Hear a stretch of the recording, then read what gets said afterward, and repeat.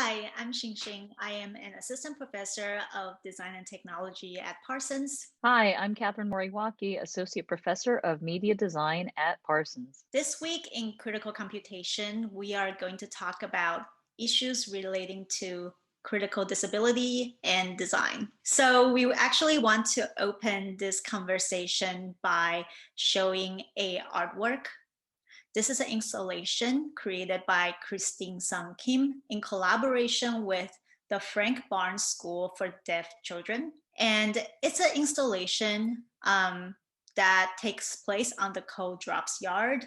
On one side, you see a banner. On the banner, it reads, "If sign language has been considered equal, we would already be friends." On the other side of the wall, you see a row of sign language icons being placed in front of stores. And I think we want to start off by pointing out the divide between the ableist world versus the disability world, and how little people who are living inside of the ableist world really understand and know, not just in relation to accessibility needs, but also the culture and the nuances and divergence of cultures within the world of disability. And so in leading up into our lecture, we want to point you to watch an excerpt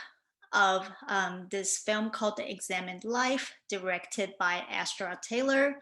And in this excerpt, you would see a conversation, 15 minutes between Judith Butler and Sunaura Taylor. And what you would hear about is the kind of like in-depth reflection on the life of Sunaura Taylor as a disabled person, but also the convergence between disability and gender and sexuality-based discriminations. So we want to point out by the end of that video, Judith Butler asks a set of questions prompted by her discussion with Sunaura Taylor. And those questions are, do we or do we not live in a world in which we assist each other? And do we or do we not help each other with basic needs? And this really is a question that deeply resonates with the field of design and technology. What responsibilities do we really have for one another? And how do we truly begin to consider and view consideration for disabled people as a part of core responsibility for designers and technologists as we move forward to think about designing for quote unquote the world. In this lecture, we're going to introduce some vocabulary, and the first term that we would like to introduce is the term critical disability. So critical disability studies considers how institutions, cities, or societies disable people systemically and socially, as well as looking into how the body and impairment can critically be incorporated into the discussions of disability and disablement. The key elements of critical disability studies, and especially with critical disability theorists, is the emphasis on habitable worlds and their design, and that the design of these habitable worlds must involve treating disability itself as a valuable way of being in the world, one that societies must work to accept and preserve rather than cure or rehabilitate. Another term that we would like to introduce is the notion of ableism. Ableism is a set of beliefs or practices that devalue and discriminate against people with physical, intellectual, or psychiatric disabilities, and often rests on the assumption that disabled people need to be fixed in one form or another. And over to the left of the screen, there's an image of a person with a protest sign in a wheelchair that says, "Fix the system, not me." So often ableism tends to cast disability as something negative or as something undesirable. And through both very obvious forms of discrimination and exclusion, all the way down to implicit bias with regards to how disability is spoken about and how disability is represented in the media. Ableism is essentially this pervasive way in which we cast disability as a form of deficit as opposed to a valid and simply different way of existing and being and operating in the world. So there are multiple different ways of thinking about disability. And historically, when it comes to thinking about disability, oftentimes a medical model has been used. And this medical model is typically a way of thinking about disability that is seen as the attribute of an individual or as a series of diagnoses or deficits. So thinking about people, the whole person, not as that whole person, but really as a diagnosis or a condition that needs to be rehabilitated or cured. And this is in direct contrast to a social model of disability, where in which disability is not seen as a diagnosis, a deficit, or a condition to be treated, but is in fact a product of the environment, where disability occurs not because it is intrinsic to the individual themselves, but because of the way in which society actively participates in a process of creating barriers, creating instances of exclusion, and through not actually providing accessibility and full inclusion for individuals. Disability is actually very common. Here is a statistic from the CDC showing that 1 in 4 adults in the United States has some type of disability. People with disabilities are the nation's largest minority and the only one that any person can join at any time. And the types of disabilities that a person can have, range enormously.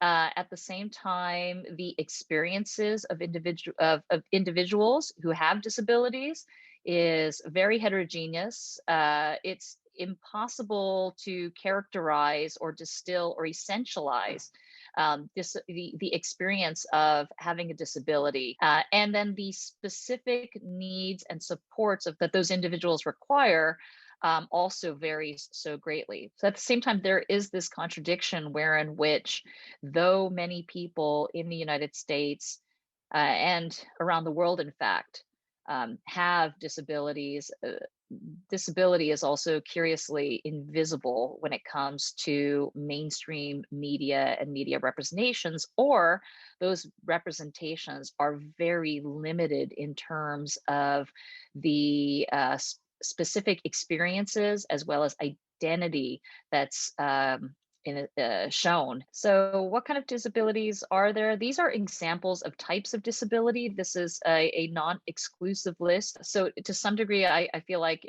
this slide is a little problematic and this information is a little problematic, but at the same time, I think it also illustrates the wide range of different kinds of disabilities that people have and shows the heterogeneous nature of this rather large and diverse group of individuals. So of types of disability that you might find, mobility, which involves spinal cord injuries or disease, paralysis, amputation, psychiatric disabilities, where depression, bipolar disorder, schizophrenia, post-traumatic stress, auditory disabilities such as deaf and hearing impaired, cognitive, developmental, or intellectual disabilities such as autism spectrum learning disabilities, and ADHD, speech disabilities with speech impairments, vocal paralysis, environmental disabilities such as allergies or chemical sensitivities, as well as disabilities that are medically acquired through cancer, AIDS, epilepsy, asthma, diabetes,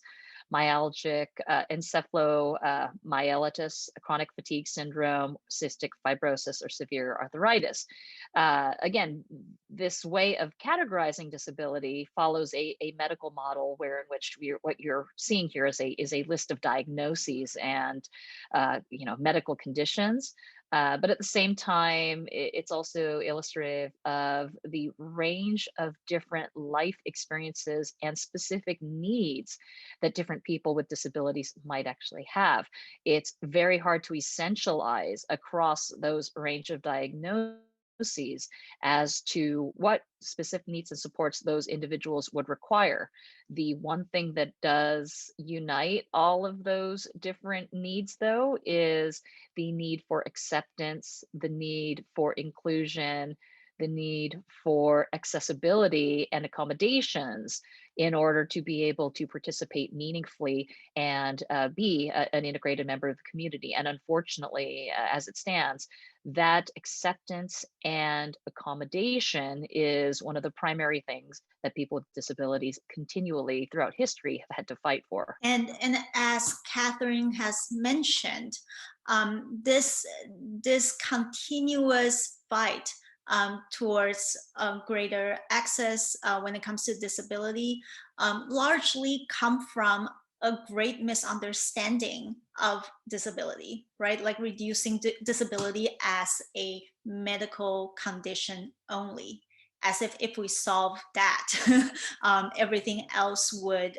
sort of get fixed along the way. And that is a complete denial of disability as a profound and rich culture. So what we're seeing here is American Sign Language. And on the right-hand side, what you're seeing is the variations. And this is just American Sign Language, by the way. There are multiple different sign languages around the world that are signed in completely different, languages. And so American Sign Language here had variations that have been carried throughout the Caribbean, the West and Central Africa, and the Southeast Asia. Sign languages have dialects. In fact, there's in the Chinese sign languages, there's the Northern Sign Language, which is more associated with the Beijing Sign Language versus the Southern Shanghai Sign Language. And when it comes to looking at the ASL American Sign Language dialects in the United States, you have actually Philadelphian Sign Language that has its own variation and its own ways of signing specific words. And you also get the Black ASL, the Black American Sign Language. One of the pioneer researcher in this field is Dr. Carolyn McCaskill, who you actually see in this picture, demonstrating the differences between the more, quote unquote, official American Sign Language used by white folks throughout the states versus the Black Sign Language that has been historically practiced in the South of the United States, and a great reason of the variation and the divergence came from the history of segregations. And so this chart, this graph, this this like diagram or graph on the very left here, you see a person, and around that person there is a box. so this box actually implies and indicates the range of gestures and signing a person would usually practice, like when it comes to the official form of American Sign Language, and when it comes to Black ASL, like people tend to go outside of the range of that box. so there's also in the center image there, you can see that the word that relates to, oh, you're really dressed up versus like you're well dressed, it's signed in different ways. So there's like variations and dialects that's very much reflective, have a lot of similarities with spoken language when it comes to, if we think about the kind of variations and dialects that occur when people are living within their own communities, living within the regions or participating in like a specific culture. Sometimes it's grouped by ethnic groups, sometimes it's grouped by being a part of community, different kinds of language that is specific to the group would sort of emerge. And the same goes to American Sign Language. Yeah, and with these very robust and specific experiences within differing communities around disability comes the emphasis on acceptance and accommodations. And here's an example actually from autism. And two examples here, basically. One which represents on the left the medical, a way of thinking about autism from a medical model standpoint. And on the right, a way of thinking about autism from a neurodiversity and disabled rights standpoint, a social model, if you will, of disability. And so on the left, what you have is this idea of autism awareness, which is a platform that was primarily pushed by a very well-known group, Autism Speaks. They would be actually an organization that most people might have seen an ad or have come across as ostensibly as an advocacy organization. And yet, when the language of Autism Speaks is critiqued and analyzed, oftentimes the imagery and the language that this organization uses is considered to be actually quite ableist. And many people who identify as autistic really have issue with this organization because the symbol for Autism Speaks is a blue puzzle piece, somehow suggesting perhaps that autism is a puzzle, something that cannot be figured out. Something that stumps, but stumps who? Stumps neurotypical people. There is this, at least up until very recently, Autism Speaks would cast autism as something that needed to be cured, something for which a cure needed to be sought. So part of their fundraising efforts was to cure autism. And for somebody who's autistic, oftentimes this is deeply offensive because for many autistic people, being autistic is a part of who they are. And can you imagine having an organization out there advocating to remove something that you consider to be so deeply essential to your sense of identity? The other things here they have is, light it up blue. So autism awareness, but awareness doesn't really do very much if awareness doesn't translate into acceptance and accommodations. And so on the right hand, what you see is inclusion, strengths and respect, help and community and love. And this infinity symbol here is one of neurodiversity, that in fact people's brain structure and way of operating the world is in itself very much a demonstration of diversity in our neurotype, and that being autistic should be something that is in fact actually celebrated because it is a difference and it is a part of a person's core identity, and that these things are the things that are going to make meaningful differences in people's lives, as opposed to a way of casting autism as something that needs to be pitied or feared. And so, this kind of thinking becomes really relevant within the field of technology and computational design, because these ways of thinking about disability heavily influence how designers design, what they make, and oftentimes very much influence technologists in creating tools and solutions that sometimes disabled people simply don't want. So there's a designer, Liz Jackson, who identifies as disabled and runs a website called the Disabled List, and has coined a term called the disability dongle. And the disability dongle is defined as a well-intended, elegant, yet useless solution to a problem we never knew we had, disability dongles are most often conceived of and created in design schools and at IDEO. And there's a link to a New York Times article that we'll have in the comments of this lecture that quotes Mark Riccobono, who lost his sight to glaucoma as a child and is the president of the National Federation of the Blind. And he's quoted as saying that blind people generally love their white canes. It's a simple and effective piece of technology. And he's quoted basically saying, a couple of times a year, someone comes to us and says, we have this great new idea for how to replace the cane. And he said, we try to be objective, but no. You're trying to solve a problem that's not a problem.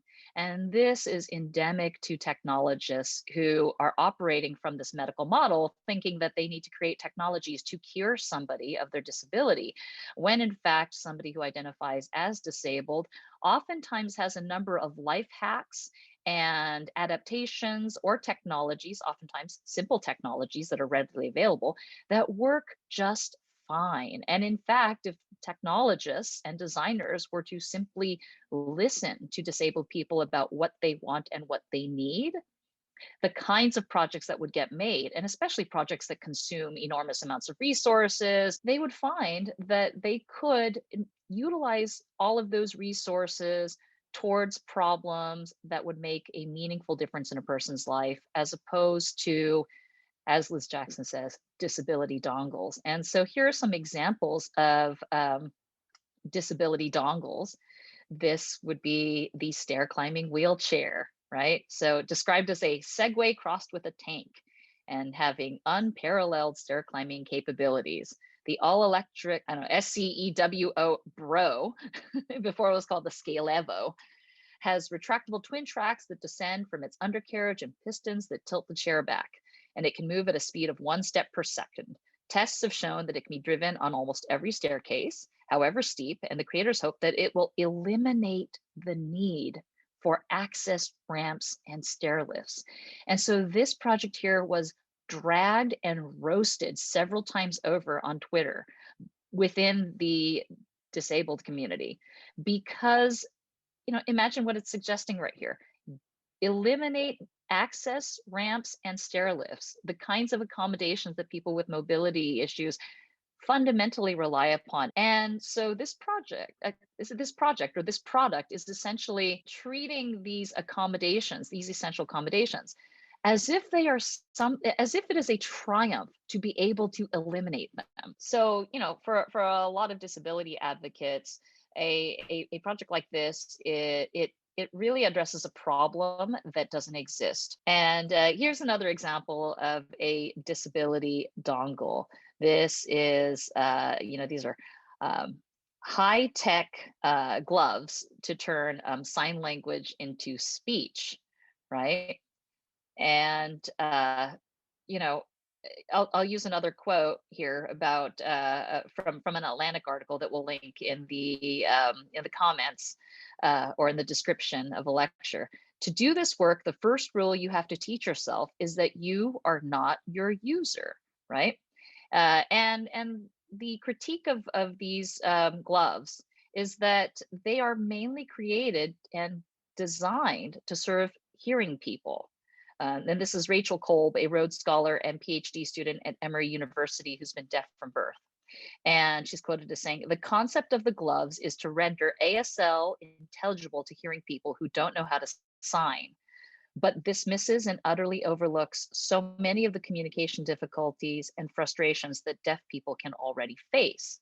And as Shin mentioned in one of the earlier slides, ASL is a rich language with dialect and regional expression. And so much of ASL moves beyond simply the hand motions that are used for signing. There are a whole host of nonverbal cues that are involved in ASL, from facial expressions to body, full body movements, to reduce that language.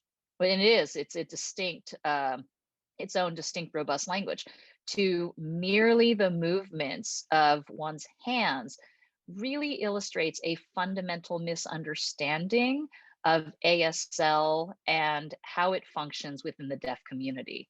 And so, these disability dongles are interactive design tropes that repeatedly appear within tech and design and ultimately reveal a lack of understanding, of who's being designed for, a lack of understanding of the needs of, communities and people, and ultimately takes a position, an ableist position, where in which these designs actually serve the needs of people who are non-disabled instead of the individuals that they are supposed to serve. And so, with that, we wanted to draw attention to a particular kind of interaction design exercise that unfortunately seems to recur over and over again within design circles, and at a certain level is very problematic. Disability simulations, right? This instance where in which non-disabled people put on some kind of prosthetic which augments their capabilities, either physical or otherwise, physical or cognitive, in order to have the non-disabled person quote unquote experience a disability, and therefore generate empathy and an understanding of what it's like to have a disability. This practice, in some instances, can be seen as effective. Some of the research says that where someone might work as a caregiver for somebody who's disabled, or somebody who might work directly with disabled people on a regular basis, that this can help assist in empathy. I think one of the real problematic elements of disability simulations is that too often they are, it's a kind of opportunity for non-disabled people, non-disabled designers or technologists to try on a disability for a very, very short period of time, and thereby giving an experience of that disability which is wholly inaccurate and taken out of context of an actual disabled person's life experience. So Emily Ladau critiques this process through basically saying, mimicking the effects of a disability for only a few minutes fails to account for the diverse coping mechanisms and innovative techniques persons with disabilities develop in long-term situations. Thus, momentarily experiencing the challenges a disability may create could cause participants to underestimate the true capability of persons with disabilities. Because keep in mind, the non-disabled designer or technologist who tries on a disability for a workshop or for a design event doesn't actually ever come close to experiencing the true lived experience of being disabled as an identity and as an experience that is sustained over a long period of time. And so this is deeply problematic. And this photo here to the left of two people wearing slings with cardboard sort of glasses covering their eyes. This is actually taken from a tour that the Bento box design team took around the country, participating in different kind of design events. And I kid you not, this was literally described as a disability station, where in which members of the Bento box team went on, put a sling on, attempted to complete some motor tasks, put glasses on, try to complete some vision tasks, and they were basically able to, go to a disability station, try on a disability for a few moments. And this was meant to generate empathy for living with a disability. In what way can these brief moments of trying something on in any way be equated with the richness, the ingenuity, the hacks and needs for accommodation that an actual disabled person has. And therein lies how problematic oftentimes these design exercises can be. Yes, and I also want to point back to the previous slide where we're talking about disability as a social construct, right? And the sense that the barriers and the many multiple layers of barriers that a disabled person experience on a daily basis that really is the one of the crucial elements of the how this accumulated why this accumulated life experience matters here, right? And it's not I think another exercise that I think of is blindfolding. So design team blindfolding themselves and thinking that that can resemble the experience of being a part of blind community. And that's just completely ignoring the fact, the experience, and the interpersonal relationship, and the the, the relationship between self and the environment that only can be built and be accumulated through living with disability on a day-to-day basis, over a very long stretch of time. Yeah, and it's these kinds of this kind of ableist thinking is what ends up contributing to a number of different tropes that reappear in thinking about disability. One of those tropes is the term inspiration porn, which was coined by Stella Young, a comedian, journalist, and activist from Australia. And this is a quote from her, which says, that quote, "The only disability in life is a bad attitude. The reason that's bullshit is no amount of smiling at a flight of stairs has ever made it turn into a ramp. No amount of standing in the middle of a bookshelf and radiating a positive attitude is going to turn all those books into Braille." So Stella Young is credited with identifying this term inspiration porn, in which the portrayal of people with disabilities is seen as inspirational solely or in part on the basis of their disability. What this does is objectifies disabled people for the benefit of non-disabled people. And the pattern here really is this process of objectification, in which disabled people are not seen as whole people, humans with needs, desires, motivations, and goals entirely of their own.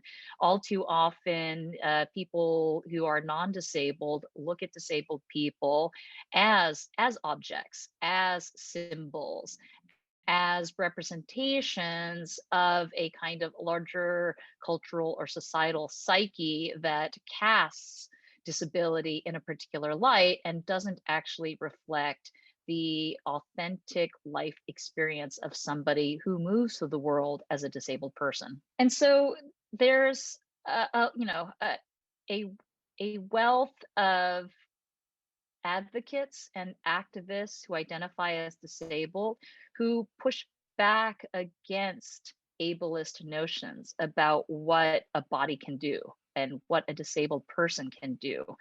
In the earlier slide, we mentioned Liz Jackson from the disabled list. And one area of critique and investigation that Liz Jackson has been looking at is this notion of disabled people as the original life hackers. And that disabled people have long been integral to the design process, though they're frequently viewed exclusively as inspiration rather than active participants. And this really ties into this notion of inspiration porn, that disabled people are objects which basically serve as inspiration for non-disabled people to develop solutions or products. But that in fact, it's an erroneous belief, but this sort of implicit belief that they are not active participants in making and remaking their world. One of the things that Liz Jackson writes about in this op-ed is the story of Sam Farber and Betsy Farber. Sam Farber is credited as the founder of OXO kitchen utensils. Betsy Farber has arthritis and, came up with an idea that, kitchen gadgets could actually be designed in such a way that it made it easier for people with limited manual dexterity to be able to operate kitchen gadgets. And as a result, Sam Farber then created and founded OXO. And so in this op-ed, there's the retelling basically of how OXO kitchen gadgets came into being. And oftentimes, Betsy is written out of that history as a passive participant who had these kitchen gadgets designed for her by her husband, when in fact the reality of the situation was that the design of these gadgets were essentially her idea. She was as much of an active participant in the process of creating this line of kitchen gadgets as her husband. And yet she's quoted as saying, "The general understanding," Betsy told me, "was of the brilliance and kindness of Sam, who made these tools for his poor crippled wife so she could function in the kitchen. I will probably go down in history as having arthritis rather than having the conceptual idea of making these comfortable for your hand." And this story really illustrates the way in which disabled people have been written out of the history of design, have been erased from stories of innovation, and that this ableist narrative, which casts people with disabilities as passive and as the recipients of design, recipients of technologies, and merely the inspiration for some great abled designer or technologist to create a solution, is very deeply problematic and is the result of these kinds of ableist tropes that pervade the ways in which we think about disability. And so we wanted to draw attention to a project by the Disabled List titled #CriticalAccess. And at the criticalaccess.org website, you can basically see a range of different representations about disability, see them collected as well as analyzed according to longstanding ableist tropes. And one of the most intriguing examples here really is an example of tactiles versus Lego bricks. Tactiles are Lego-like bricks with Braille markings instead. And these were created in the early 80s by a father and son team, a father who's a parent to a child who's blind. And they were really developed as a way for that parent to connect with his child, to find ways to teach his child Braille. And in the telling, basically, of the creation of this platform, what you really see is the relationship between a father and son, and the way in which the design of a platform is not necessarily there to design for his son, to fix his son, or to serve his son serving as inspiration for a great design idea. What you see really is the evolution of a relationship and design artifacts serving as a conduit versus the Lego Braille bricks, which operate under a very similar idea, except in 2020 as opposed to the early 80s, and were designed as a kind of marketing campaign where in which Lego will manufacture these Braille bricks and then donate them to various different organizations. So Critical Access has done a really interesting critique of this discrepancy between the two projects, and essentially asks, what if you told the story of disability ingenuity?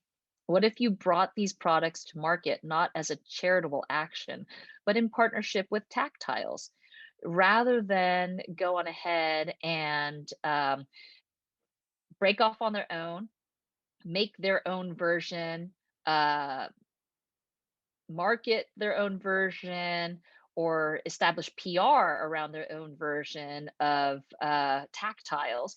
What if they actually partnered with the original tactiles, which cost around $700? They are not an inexpensive platform at all.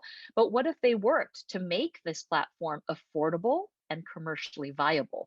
But instead, Lego decided that they wanted to go ahead and manufacture this for free to selected institutions, and basically, utilize and use disabled people as a way to basically engage in a branding exercise. Yes, and I think the key word here is also saviors and saviorism, like the idea that is so pervasive in the field of design and technology when it comes to designing for instead of with disability, and I think that it's a stark contrast, right? Like when designing for disability is being presented here, it's really what it's really doing. It's that it's positioning the designer as the savior in this power dynamic, and the designer gets to pat on their own shoulder and say, oh, we did it, we did this charitable thing for people who need our help, when that is in fact not a help that has ever been asked. And so easing into this thinking of access, and how one think about access and designing with in a more intimate way. I wanted to point out Mia Mingus, who is a writer and activist and a community organizer centered around issues of disability. And she had coined the term access intimacy. It is a very, according to her, specific kinds of feeling of intimacy that is elusive, hard to describe, but come through when someone else, it can be someone who is abled or disabled, gets your access needs. And it's a very specific kind of airy comfort that your disabled self feels when someone understands your access needs on a purely access level. And so if we were to really grapple around thinking about design with intimacy and with approaching someone's needs, it's always going to require a lot of care, and it's going to always require a lot of presence, right? Like the designer need to be present and not to sort of like step back and pre-imagine what a person need without ever consulting with a disabled person. And it's also important to note that disabled people have never been shy about telling the rest of the world what they need. In fact, there's a long history within the disability rights movement of seeking the accommodations and supports needed in order to be able to live full and self-directed lives. One of the biggest challenges for people with disabilities has been in the past being relegated to institutions, being hidden from sight, having disability treated as something to be pitied or something that needed to be fixed. And so for people with disabilities, there has been a long-standing struggle for autonomy and for support, and for the right to be able to work and live according to their own goals and according to ways of their own choosing. In the lecture description, in the notes section, we have links to a wide range of different video clips. And so we encourage you to go ahead and take a look at them. They cover some history of disability rights. Many of the key activists involved were very much inspired by the civil rights movement. You see this image here on the left that has a quote from Martin Luther King Jr. Injustice anywhere is a threat to justice everywhere. And so during the civil rights era, there was this sense of seeing Black Americans fighting for their civil rights, and a recognition that as disabled people, the basic civil rights afforded to people within the US Constitution were not being provided. It's really important to recognize that history of resistance and protest, of not being quiet, of not being docile, of not being satisfied with being relegated to a second or third class status within society. That very much disability as a social and political identity is one of agency and one of direct action and involvement in fighting to have society at large recognize the fundamental humanity, basically, of disabled people and their right to life. And so this translates into disability pride, this notion that rather than feeling stigmatized by having a disability, rather than uh, feeling shame, that one should actually be proud of oneself as disabled. This ties into movements like the neurodiversity movement, where in which recognition of different neurotypes is accepted and accommodated by society, as well as this idea that disabled people shouldn't have to hide. They are a part of society and deserve the same visibility and acceptance that non-disabled people experience. And so this translates into a wide range of expression of disabled identities, and one of which we'll talk about here, which is called cripple punk. It should be noted that the term cripple is an ableist slur, and it is a term that's considered derogatory. And many disabled people have decided to reclaim that word in the same way that queer communities have reclaimed the term queer. Cripple is a term, or crip is a term that's become that has been reclaimed. And this particular subculture of cripple punk was initiated by a Tumblr blogger, Tyler, who posted a photo of themselves, pictured right here at the left, wearing a hat, smoking a cigarette, wearing combat boots, and holding a cane. And it was all about a kind of reclaiming of the identity of being disabled, rejecting pity, inspiration porn, and all other forms of ableism. So here they're saying cripple punk is here for the bitter cripple, the uninspirational cripple, the smoking cripple, the drinking cripple, the addict cripple, the cripple who hasn't tried everything. And really basically making a very assertive stance that somebody doesn't have to be an inspiration to other people and disabled. Somebody doesn't have to perform a certain kind of disabled identity in order to be deserving of existence and rights and the opportunity to express one's individuality. And that's fundamentally what cripple punk is about. And it's something that actually quite resonated with a lot of people identified as disabled, because for them, for those individuals who really identified with it, it really spoke to them. It spoke to them as saying that they didn't have to fit society's expectations of what it means to be a good disabled person, to be accepted regardless of what kind of presentation they might show to the world and to other people, and that simply being is just enough, which is, I think, the underlying message, really, and sort of like the underlying stance that cripple punk in fact takes. And so, all along throughout this lecture, we have been using the term disabled person and disabled people, and so we just wanted to address the differences in language in terms of how people talk about disability.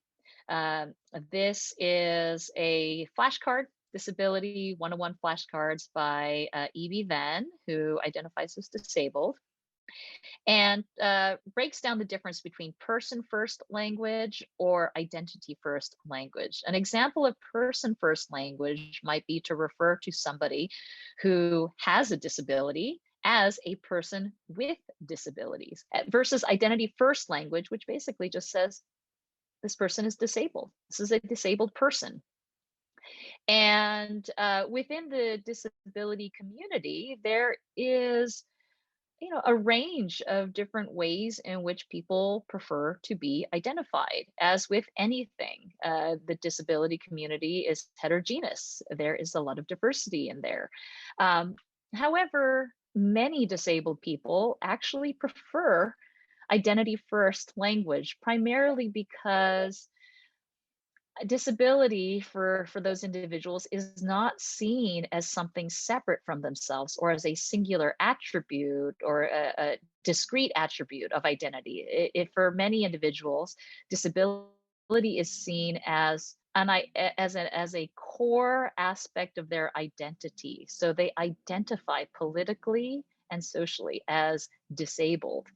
I think the key thing here is just indicating that there is a degree of difference with regards to how people prefer to refer to themselves. And if there is any question about whether or not a person refers to themselves in a specific way, that it's really important to simply ask that individual person who might identify as disabled or might identify as a person with a disability, which one they prefer.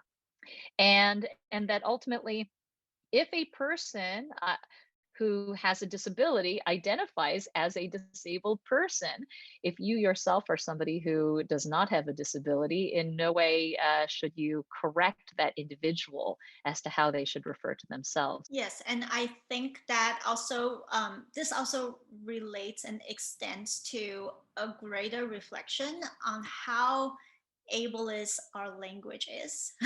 And of course, we're speaking specifically about the English language right now, but there are many different terms and ways of describing things that are intrinsically ableist. So for instance, there has been terms that has been created to describe people, especially a disabled person, as being differently abled or specially abled, and that has been seen as a kind of ableist language because it really also sort of lessened the struggle and lightened the kind of effects and the kind of barriers that a disabled person face on a daily basis. It also treats disability with euphemisms. And so rather than simply describe somebody as disabled, by using terms like differently abled, or my favorite is handy capable, what that kind of language implies is that there is something shameful about disability that requires a euphemism that dances around or eludes the actual naming of what a person experiences. And when people are reluctant to name something, reluctant to acknowledge that something exists, oftentimes there is an aura cast of somehow shame or stigma. And really, for a lot of disability advocates, the position is that there is nothing wrong with having a disability. So it is okay to actually name that. In of itself, there's nothing inherently wrong with disability. What's actually wrong is the way in which our society stigmatizes disability and does not provide adequate supports and accommodations in order for people who have disabilities and people who identify as disabled to be able to lead independent, productive, self-directed lives. And so moving onward, we wanted to introduce an academic term that's emerging into a new field of study called crip technoscience. And this is an issue of the journal Catalyst, which is available all online, and we'll have a link to it in the lecture notes. And so cryptechnoscience is an emerging term. It's a new and emerging field born from the intersection of technoscience studies and critical disability studies. The field challenges the notion that valuable scientific discovery and technological change can only come from, and in quotes, neutral, non-disabled body minds. And so there are four within this article, which is a Crypt Technoscience Manifesto. There are four strands of Crypt Technoscience that are at play. One of them being that Crypt Technoscience centers the work of disabled people as knowers and makers. So this idea that disabled people are designers and world builders, that they know what will work best, and they develop skills and capacities to be able to make something from their knowledge. So rather than be passive consumers, basically, of the solutions and designs of non-disabled people, they are actively engaged in that process of knowing and making the world around them. That crypt technoscience is committed to access as friction. So this idea that pushing beyond liberal assimilation-based approaches to accessibility, to basically pay attention to access making as acts of non-compliance and protests. So pushing against, again, this stereotype of the sort of good disabled person who is content to be an inspiration for merely existing to non-disabled people. Crypt technoscience is committed to interdependence as political technology. So this idea that interdependence is essential to disability activism, which in of itself, even the notion of interdependence, challenging a neoliberal model of individualism and pulling oneself up by the bootstraps, that in fact actually interdependence itself is a radical act. And that crypt technoscience is committed to disability justice. So aligning with the disability justice movement, focusing on intersectionality, collective liberation, and wholeness. And this is actually very exciting because this strand of academic thought also has its corollary in a very robust and vibrant art, design, and technology community. And that a lot of the work being done right now by artists and designers and technologists who identify as disabled really carries forth a lot of these values, both in the work that's created as well as in the sort of social and political positioning of the work. And so within, especially within the tech and design field, we have this notion of universal design, this idea that good design should be able to accommodate everybody regardless of ability.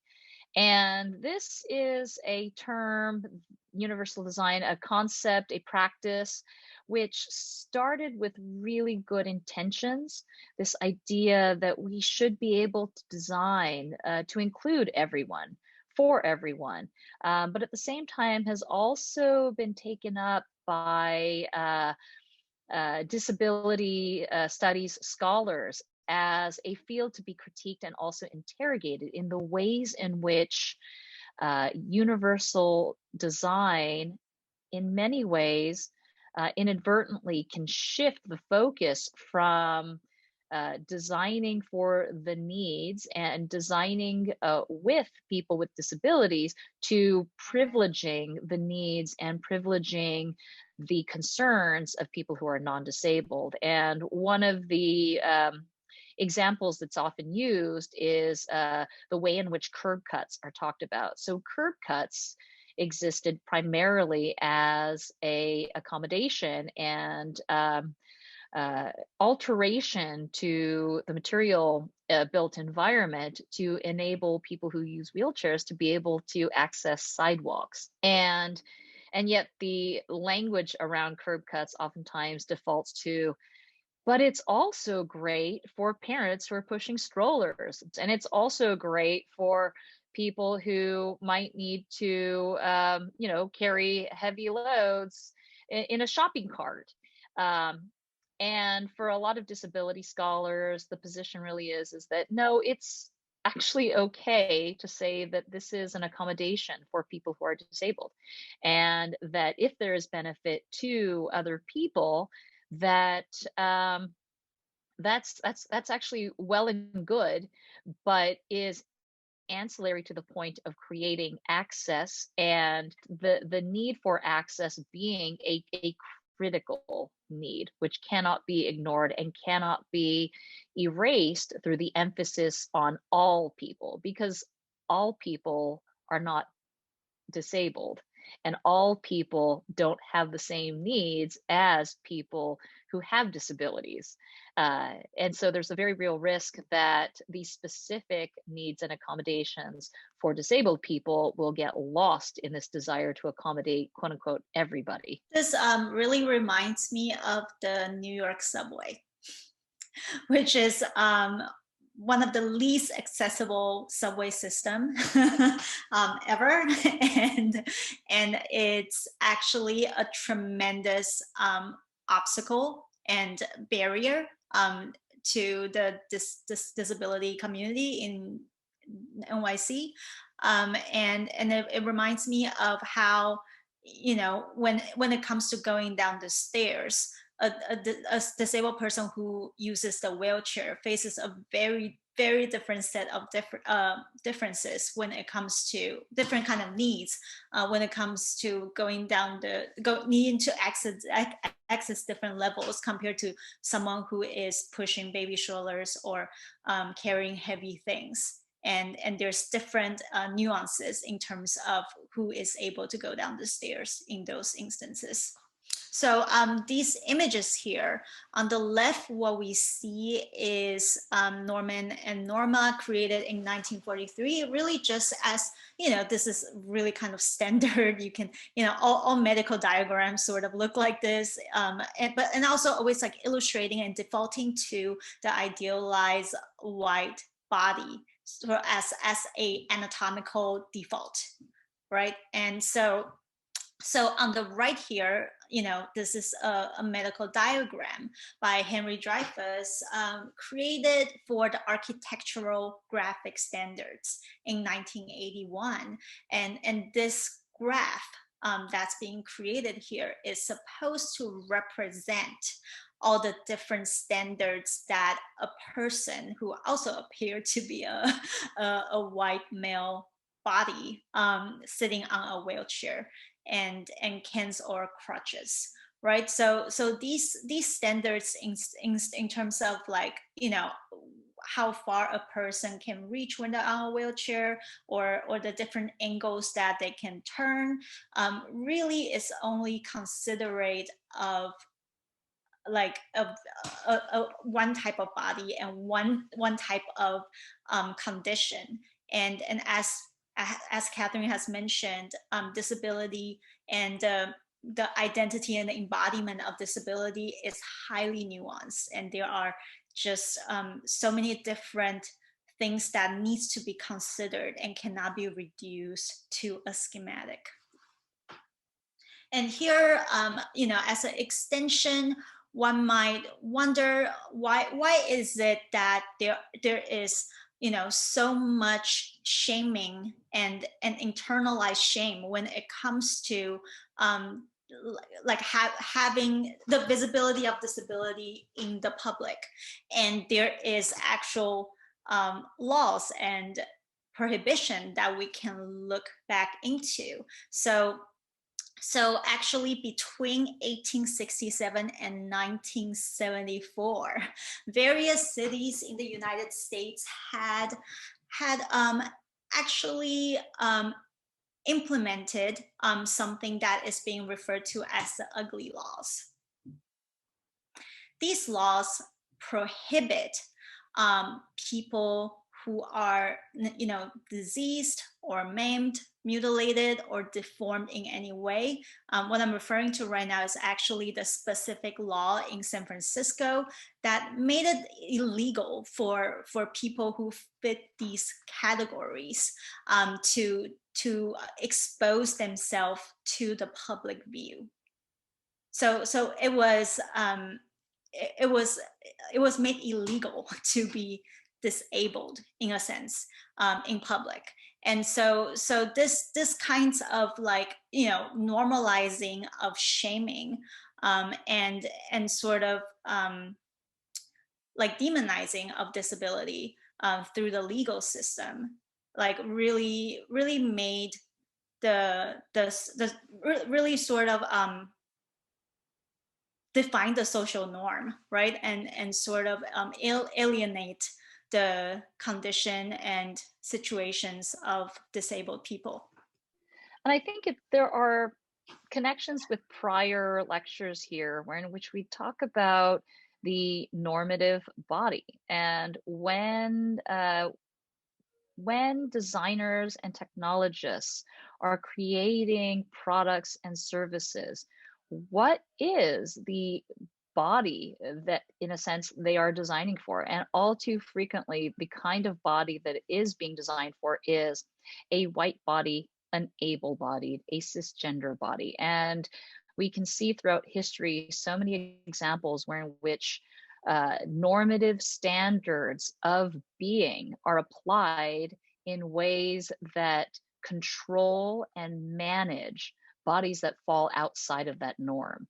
And it's a very sort of pernicious, tenacious set of tropes that continue to perpetuate even to this day, and most often out of sheer ignorance and through unexamined structures of power and oppression that are not actively being worked at, being dismantled.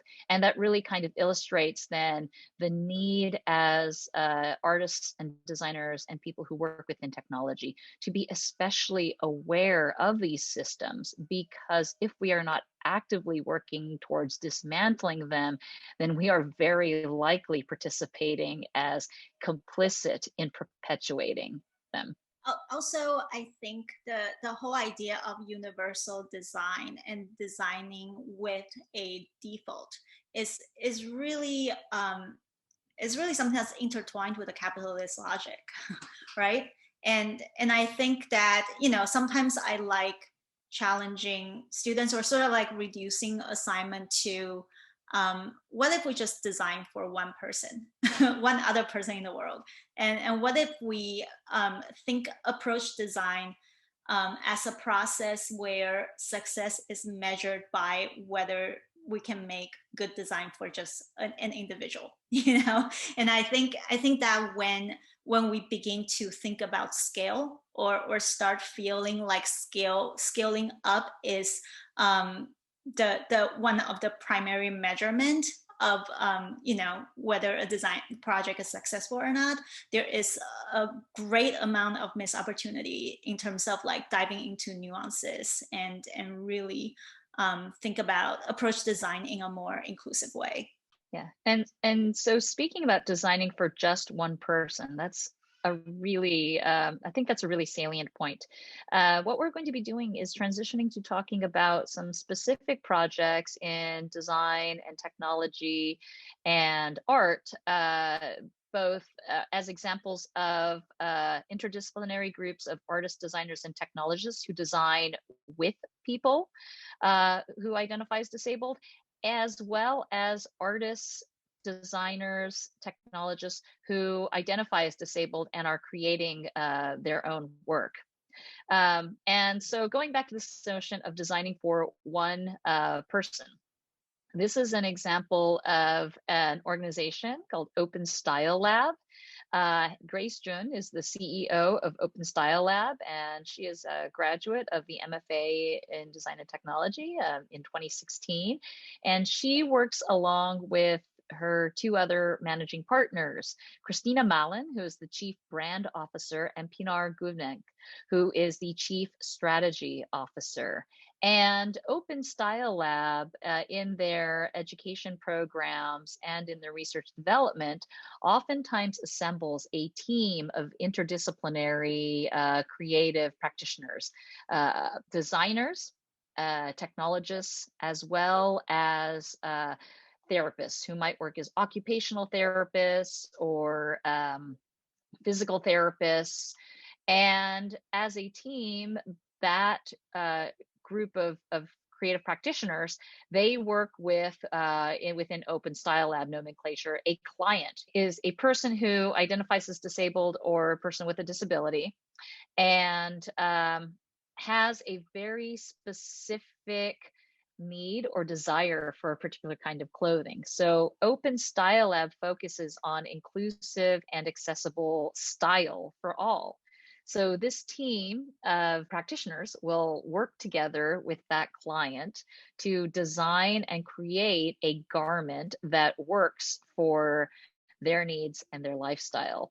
All too often, clothing for people with disabilities is very limited in terms of both in terms of clothing that meets functional requirements, but especially with clothing that meets the particular style and aesthetic qualities that an individual might want. Xing was talking about designing for one person.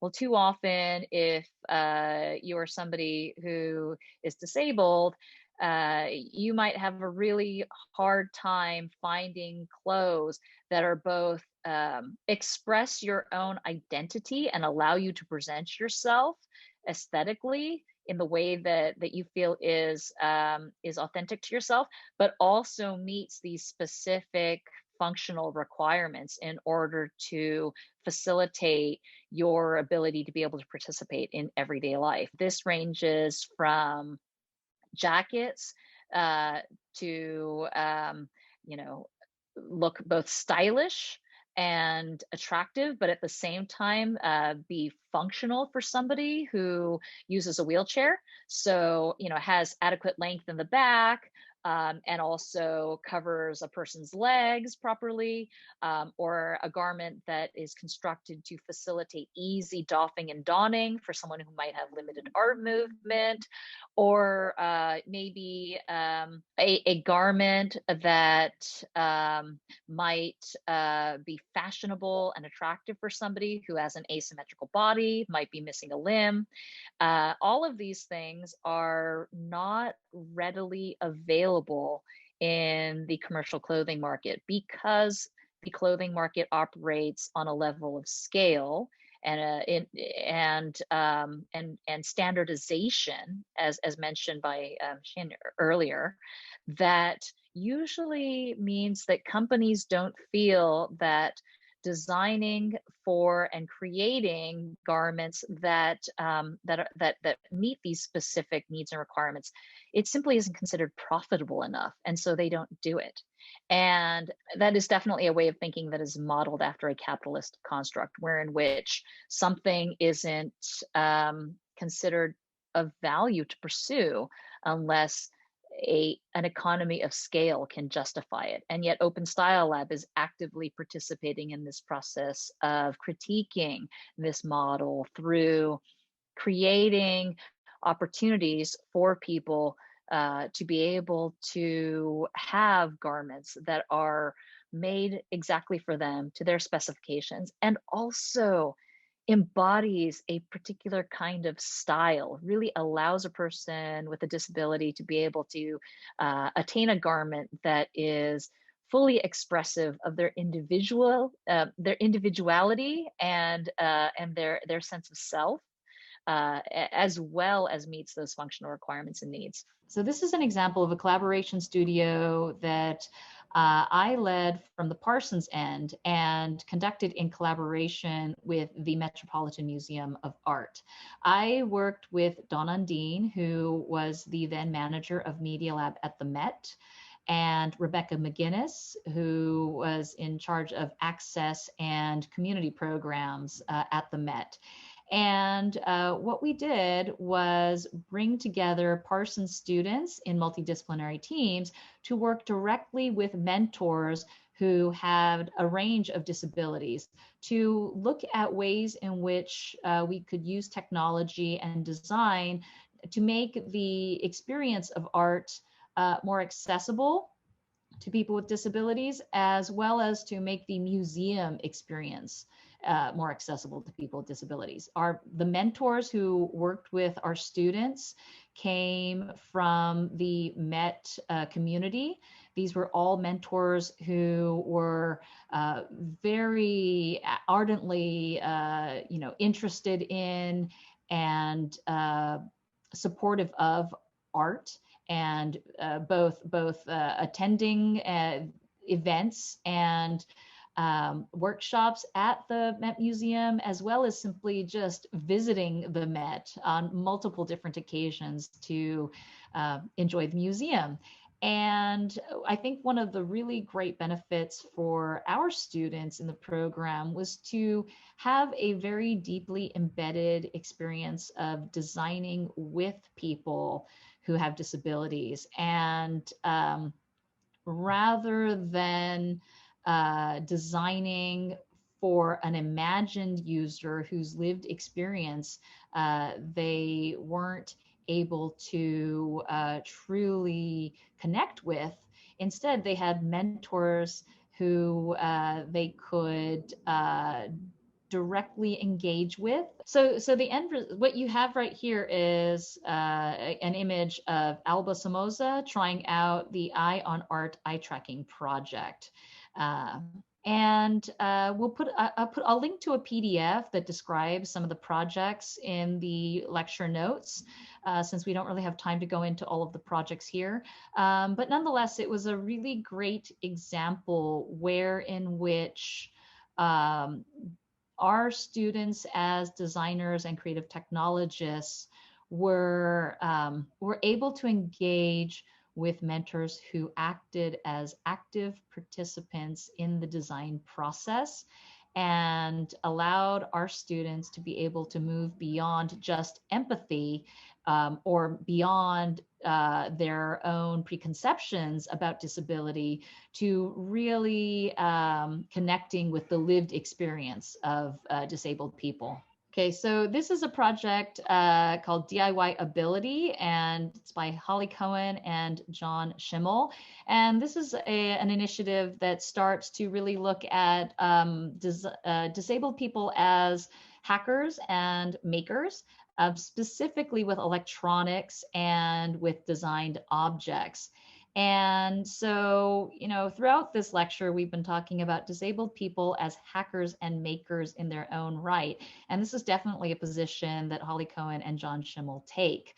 And so this workshop really is about creating a space in which disabled people can began to hack their own electronics, began to create their own interactive objects, and is really seen as an empowering act. I'm actually really curious about that, Catherine.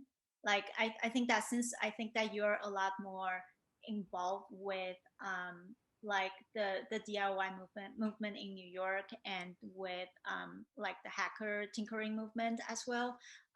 Like, how much do you feel like, the idea of being able to like use an Arduino, and the idea of being able to use a 3D printer has the potential of countering the capitalist logic and the potential of designing for one person? I mean, I think it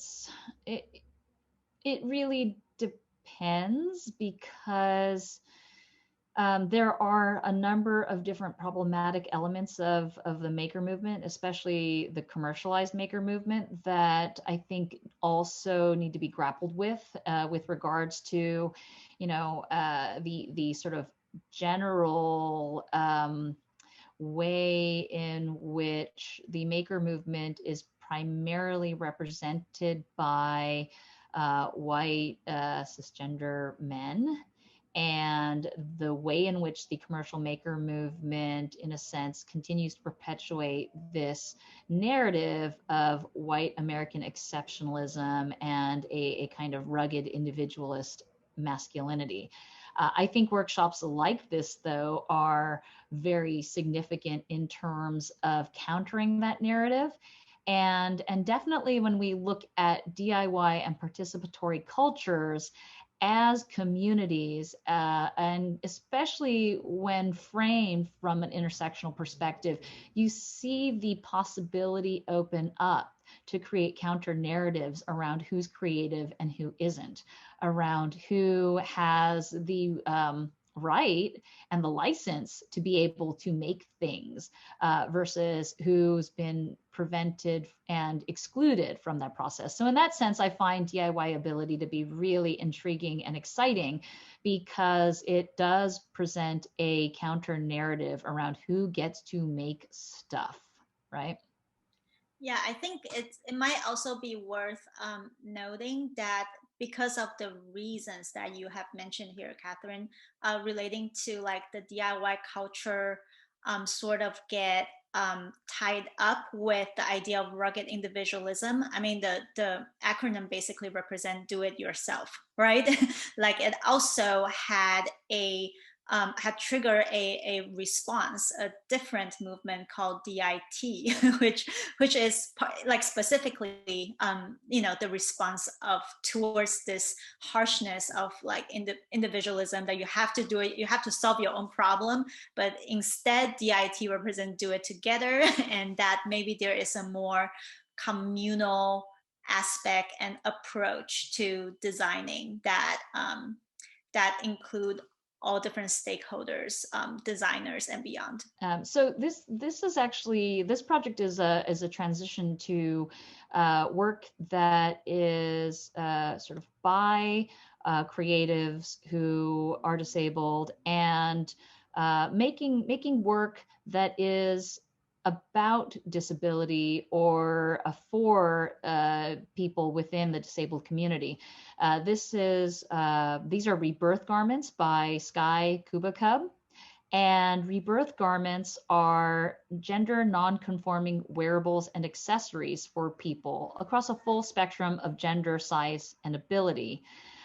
Specifically, Sky Kubacub identifies as queer and disabled, and also makes garments to celebrate that identity, binders, lingerie, and other garments, which are meant to really acknowledge and celebrate, as well as draw visibility to multiply marginalized identities, society which often tends to stigmatize difference. And here, like we have actually already mentioned about the richness of ASL, American Sign Language.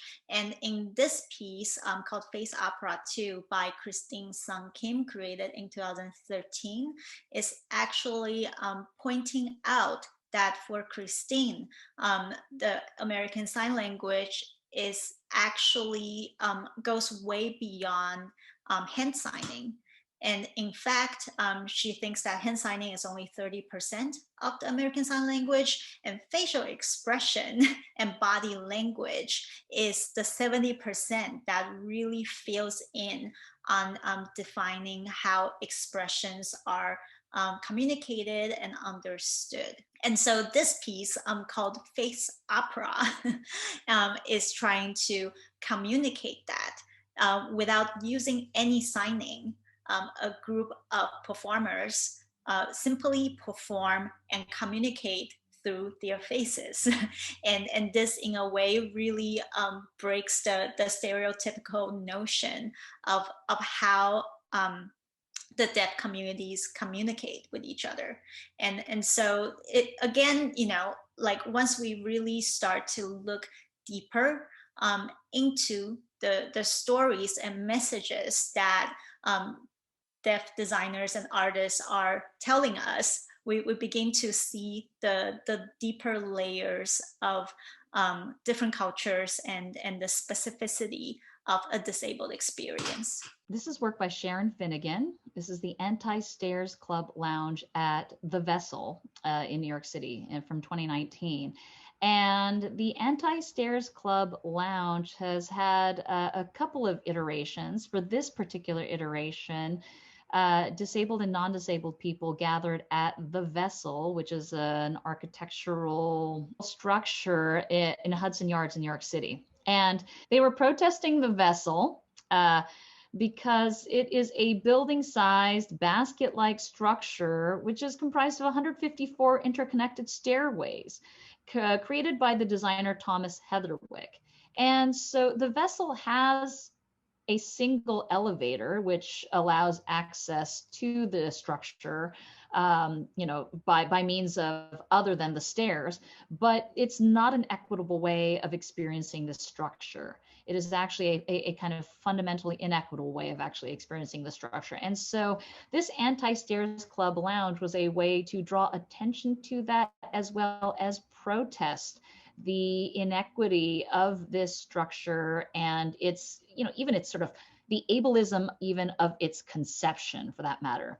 So Sharon Finnegan and this group of people assembled around the stairs to lounge around it, eating snacks, hanging out, and at the same time signing a declaration that they would not use the stairs at The Vessel as a means of protesting the inherent ableism embedded in the architecture of this particular structure itself. And so then we also have another project called Prosthetic Memory by M. Eifler. And M. Eifler created this project to experiment with self-augmentation. As a person with a traumatic brain injury, the artist has difficulty with memory, long-term and short-term. And so this is a project that's comprised of handmade journals, daily videos, and a custom AI. Some of the questions the artist was trying to investigate were, what happens when memories are external and mediated or public? What are our assumptions or fears for and uses for AI? And how does that change when the data and machine learning models are created by individuals and families at a personal instead of corporate scale, as well as, given our increasing exposure to algorithmic interventions, how do our identities and perceptions shift when we see ourselves and others through that lens? So this is a really fascinating example of an AI designed for one, an AI designed for a singular individual by that individual in order to purposely assist in a very specific act, rather than availing oneself of many more commercially available sort of AI agents.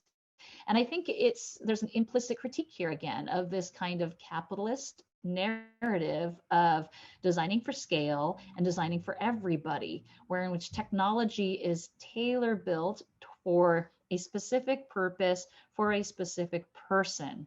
And does that actually change our relationship to the technologies that we use and choose to surround ourselves with? And finally, what we're going to do is finish the lecture with highlighting an online community organized by Alice Wong, titled Disability Visibility. And this is a website. It's also a podcast. Alice Wong has recently published a book on the topic.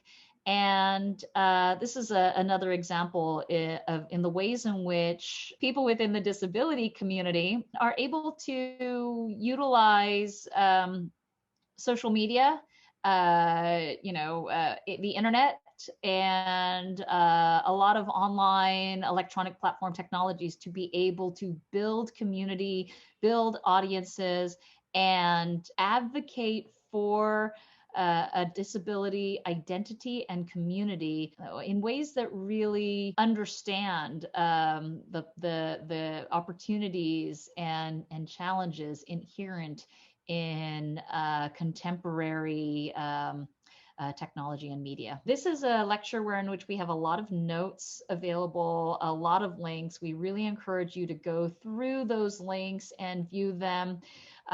Understanding, I mean, gosh, not even just understanding, but really truly interrogating our own assumptions about disability, and thinking about and interrogating the ableist frames that we often adopt without much awareness, really has an impact on the way in which we think about technology and design and art in ways that have a real measured and observable impact in terms of the kinds of products and services that we offer, and also the processes that we employ in the process of creating work, creating both creative work as well as design work. And so we hope in this lecture that it's been informative, and that it's also really a starting point for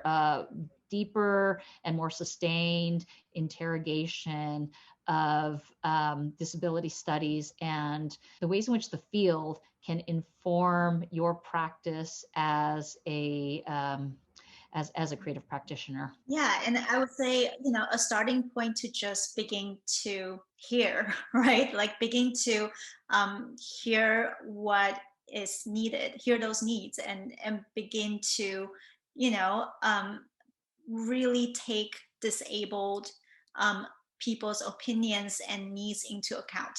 And it's a really rich area, and there's no short of materials when it comes to looking for the needs of disabled people. And I'm really looking forward to you all watching the documentary Crip Camp as well, which will bring every aspect of this lecture into a deeper and more heavily anchored place.